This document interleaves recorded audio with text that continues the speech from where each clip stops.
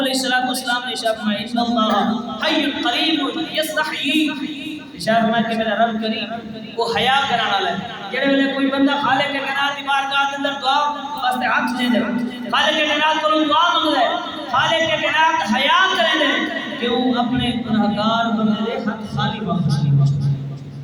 انسان دے ہاتھ خالی نہیں ہوئے، لیکن انسان کا تعلق اللہ دے نال مضبوط ہے۔ دعا انسان جتنے بار زیادہ دعا منگسی، جتنی زیادہ دعا منگسی میں دا خالق کے کائنات دے نال اتنا تعلق مضبوط تھی سی دا۔ بظاہر بعض اوقات ایسا معلوم تھی کہ انسان دعا منگتا ہے، انسان بولتا ہے یار میری دعا قبول نہیں تھی۔ انسان ہوتا ہے نا کوئی انسان دعا منگتا رہتا ہے باری تعالیٰ کوئی مولا میں کوئی چیز عطا فرما، یہ چیز عطا فرما، میری یہ پریشانی دور فرما، لیکن وہ بظاہر چیز معمول حل مسئلہ حل چیزیں نظر نہیں آتا۔ تو انسان کے ذہن اندر کے خیال آ رہی ہے کہ یار میں دعا منگتا ہوں، کیا فائدہ دعا منگتا ہوں، میرا مسئلہ کا حل نہیں تھا۔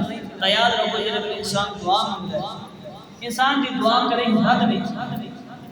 خالق کی کائنات کو انسان جب دعا منگتا ہے کریں رد نہیں تھی۔ نبی پاک صلی اللہ علیہ وآلہ وسلم اشارت میں نے کہ جب انسان دعا منگتا ہے اگر وہ چیز انسان کے حق کے اندر بہتر ہوگی خالق کی کائنات عطا فرما چھوڑے، اگر انسان کے حق کے اندر بہتر نہیں ہوگی تو خالق کی کائنات کو دے الٹرنیٹ کو دے متبادل وہی چیز عطا فرما چھوڑے۔ اگر وہی چیز بھی عطا نہ کر چھوڑے تو خالق کی کائنات کی دعا کو انسان کے آخرت کے واسطے ذخیرہ کر چھوڑے دے۔